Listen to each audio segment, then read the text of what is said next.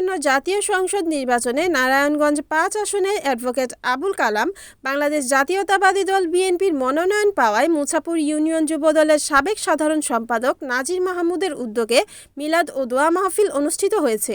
বুধবার বাদেশা বন্দর উপজেলার মুছাপুর ইউনিয়নের শাসনের বাগ এলাকায় এ মিলাদ ও দোয়া মাহফিলের আয়োজন করা হয়।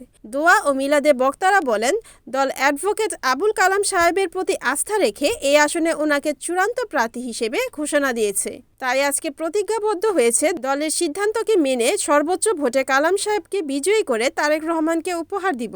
এ সময় বিএনপির চেয়ারপারসন বেগম খালেদা জিয়ার সুস্থতা কামনায় বিশেষ দোয়া পরিচালনা করা হয়। পাশাপাশি তারেক রহমানের নিরাপদ স্বদেশ প্রত্যাবর্তন কামনা করে মোনাজাত করা হয়। মিলাদ ও দোয়া মাহফিলে মুছাপুর ইউনিয়ন যুবদলের সাবেক সাধারণ সম্পাদক নাজির মাহমুদের সভাপতিত্বে প্রধান অতিথি হিসেবে নারায়ণগঞ্জ মহানগর বিএনপির আহ্বায়ক কমিটির অন্যতম সদস্য আওলাদ হোসেন উপস্থিত ছিলেন। এ সময় বন্দর ইউনিয়ন বিএনপির সাবেক সভাপতি হাজী আনসার আলী, মুছাপুর ইউনিয়ন বিএনপি নেতা রিয়াজুল হক প্রধান, মুছাপুর ইউনিয়ন বিএনপির যুগ্ম সাধারণ সম্পাদক অনিক আহমেদ প্রধান, সাংগঠনিক সম্পাদক আব্দুর রহিম, মুছাপুর ইউনিয়ন ৬ নং ওয়ার্ড বিএনপির সাবেক সভাপতি তাইজুল ইসলাম, মুছাপুর ইউনিয়ন বিএনপির নেতা শফিক, আলী আহমেদ, আলামিন, নুরুল মোল্লা, জহির প্রধান, দেলোয়ার হোসেন, শাহ আলম, যুবদল নেতা জাহাঙ্গীর সহ মুছাপুর ইউনিয়ন বিএনপি ও অঙ্গ সহযোগী সংগঠনের বিভিন্ন ইউনিটের নেতৃবৃন্দ ও কর্মী সমর্থক সহ স্থানীয় জনসাধারণ ও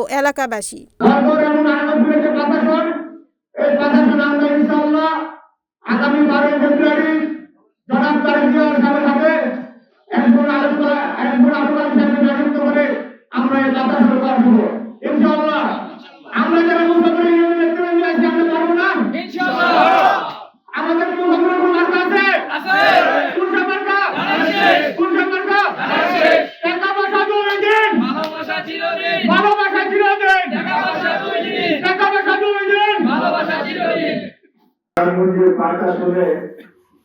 বিএনপির মনোনীত প্রার্থী আলহাজ অ্যাডভোকেট আবুল কালাম সাহেবকে দল থেকে মনোনীত করেছে, সেই উপলক্ষে আজকে এখানে দোয়া মাহফিলের আয়োজন করেছে।